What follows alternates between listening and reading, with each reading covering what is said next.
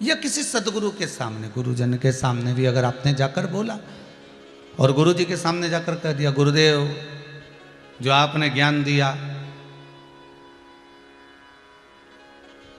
ये जितना आप ज्ञान प्रदान कर रहे हो, इससे 4 गुना ज्ञान तो मेरे पास में है। मैं ना जाने काशी पढ़ कर आया, मथुरा वृंदावन पढ़ कर आया, ना जाने कहाँ कहाँ मैंने एकाग्रित कर लिया। सारा ज्ञान इकट्ठा करने के बाद मैं आपके पास में आया हूँ, और वो भी गुरु मंत्र लेने के लिए। इसके सिवाय मुझे कुछ भी नहीं चाहिए आपसे, केवल गुरु मंत्र लेना है मुझे, उसके सिवाय मुझे कुछ भी नहीं चाहिए। तब गुरु जी कहेंगे, भैया अच्छा चेला मिला राम जी।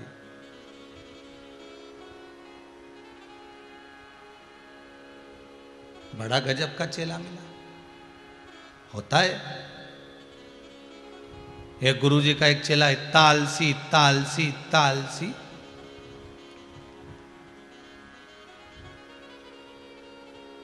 रात्रि को आश्रम में बिल्ली घुस गई, बिल्ली प्रवेश कर गई, और जैसे ही बिल्ली प्रवेश करी तो गुरुजी ने सोते सोते आराम से उसको आवाज लगा कर कहा, चेला, ओ चेला। हाँ गुरुदेव। देख तो बेटा वो बाहर जाकर जरा सा देखना, कमरे में बिल्ली घुस गई, आवाज आ रही है गुटर गुटर की, थोड़ा बहुत कुछ कर रही होगी, बर्तन हिला रही होगी, जरा देख ले।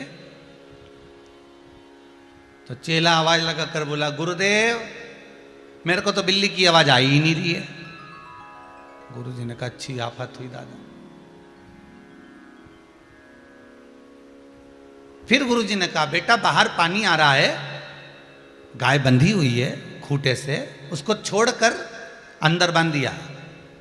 चेला बोला, गुरुजी आपके होते हुए मैं किसी को बंधन से मुक्त कैसे कर सकता हूं। गुरुजी बोले, गजब। अब आलसी तो चेला था, आपके होते हुए मैं किसी को बंधन से मुक्त कैसे कर सकता हूं, मैं कैसे जाकर उस गाय को खोल सकता हूं। ये काम तो आप कर सकते हो, बंधन से मुक्त करना ये तो गुरु का काम है, चेले का नहीं। इसलिए आप चले जाओ, और उसको खोलकर अंदर बांध दिया।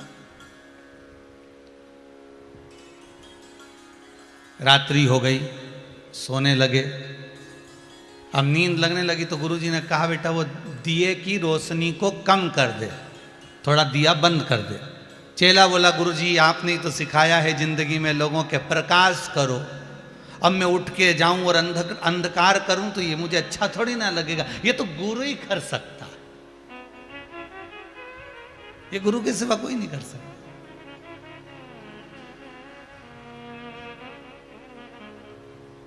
अब गुरु जी के मन में आया कि बताओ कितना आलसी है, रत्ती भर का काम नहीं करे, एक रत्ती का काम नहीं करे, अब आंधे खाने का मौका। दूसरे दिन गुरु जी का एक बड़ा शिष्य आ गया, 5 किलो लड्डू लेकर आया, और 5 किलो लड्डू लेकर जैसे आया गुरु जी के चरणों में रखा,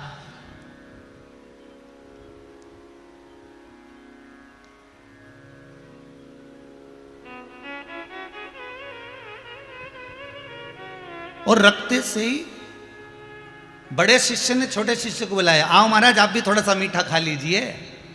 दौड़ कर आया तो गुरुजी ने कहा, नहीं नहीं नहीं, इन्होंने संकल्प लिया है आश्रम में जब तक रहेंगे दूसरे के घर का अन्न नहीं खाएंगे।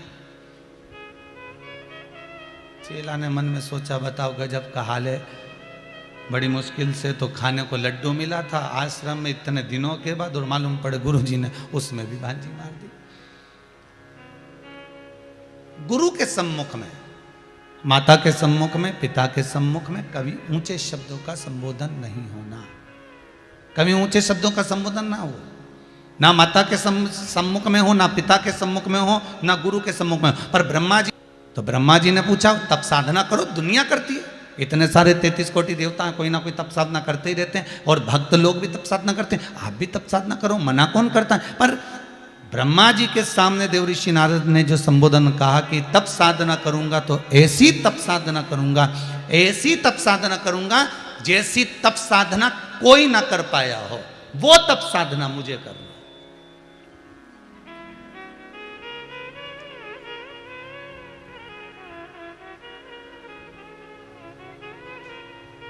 शिव महापुराण की कथा कहती है, जिस समय आपके चित्त में, आपके मन में, आपकी वृत्ति में एक बात आ जाए कि जो कोई नहीं कर पाया और किसी ने कर भी दिया तो उसका रिकॉर्ड मुझे तोड़ना है,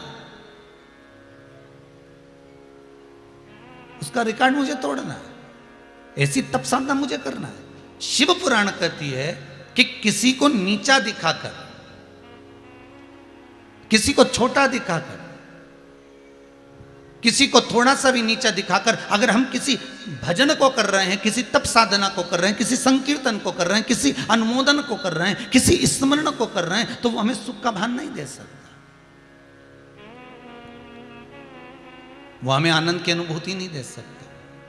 भगवान शंकर पार्वती जी से कह रहे हैं, नारद जी के मन में ये अहंकार का जो बीज है ये पहले से आ चुका था, ये तो केवल नारद ने तप कर कर साधना कर कर मेरे सम्मुख में आकर जो कहा, ये तो अहंकार का कप, अर्थात जो थोड़ा सा चाय भरी थी कप के अंदर वो झलकी है, केवल ठेक लगने से, केवल टुल्ला लगने से, केवल थोड़ा सा स्पर्श हो जाने से, थोड़ा सा धक्का लग जाने से वो चाय झलक गई।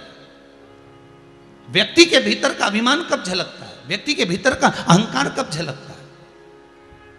थोड़ा सा टल्ला लगा, मतलब किसी ने कहा वाह साहब वाह बहुत बढ़िया, तुम्हारे बराबर दुनिया में कोई दान नहीं कर सकता, तुम्हारे बराबर दुनिया में कोई पुण्य नहीं कर सकता, तुम्हारे बराबर दुनिया में कोई सत्कर्म नहीं कर सकता, बस ये थोड़ा सा जो टल्ला लगा है, थोड़ा सा जो धक्का लगा है, इस धक्के के बल पर बस वो चाय झलक गई, अहंकार झलक गया, अभिमान झलक गया, काम झलक गया, आसक्ति झलक गई, तृष्णा झलक गई, ये वासना, आसक्ति, तृष्णा सब झलक गई, थोड़ा सा टल्ला।